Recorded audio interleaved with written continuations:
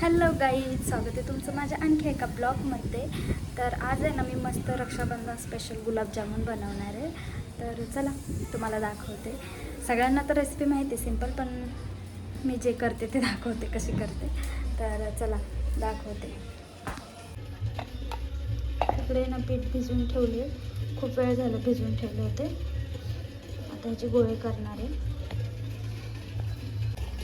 इकडे मस्त पाक बनतोय. आता हे मी पटापटा गोळे बनवून घेते आणि इकडे पाक पण बनवले.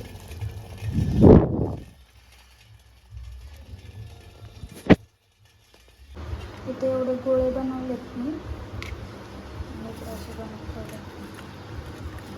नंतर हे पाकात टाकायचं थोडंसं थंड झाल्यावर. हे एवढे बनवले, अजून एवढे बनवायचे. पाक आहे इकडे टाकते, तेल गरम करायचं. मस्त झाले, खायला तर टेस्ट लागते ते.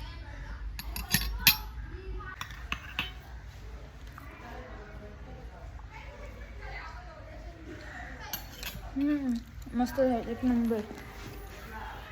खरंच छान वाटलं. आम्ही रात्री असंच बाहेर पडलो होतो, तुळशीबागेत गेलो होतो. तर इकडं बघू शकता, जिकडे तिकडे गणपतीच्या डेकोरेशनची तयारी आणि आपलं दगडूशेठ गणपतीचा पण बघू शकता देखावा. किती सुंदर देखावा ह्या वर्षाचं. प्रेम मंदिर वृंदावनचं डेकोरेशन देखावा आहे. सो खूप भारी चाललं आहे तिथं काम पण. आणि सगळीकडेच चाललं आहे पुण्यामध्ये डेकोरेशनचं, म्हणजे एक महिना अगोदरच करतात. सो खूप सुंदर वाटत होतं आणि गर्दी आतापासूनच झाली आहे म्हणजे. आणि मग त्यानंतर मस्त हे बघू शकता फुलांचा नजारा, तुळशीबागेत फुलांचा नजारा म्हणजे खूप भारी वाटतं.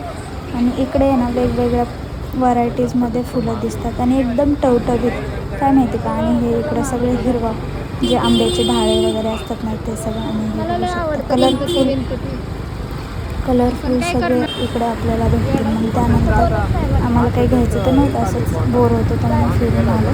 कुठं पण जा, पुण्यात तुळशीबागेत गेलं ना मन फ्रेश होतं, काय घेऊ किंवा नको घेऊ. सो इकडं आम्ही शनिवार वाड्यासमोर तिकडनं चाललो होतो. सो शनिवार वाडा दाखवते तुम्हाला.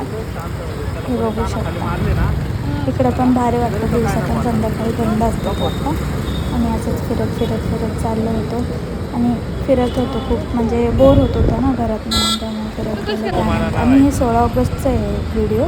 सो हे असं काहीतरी डेकोरेशन, म्हणजे अशी लायटिंग लावलेली 15 ऑगस्ट निमित्त.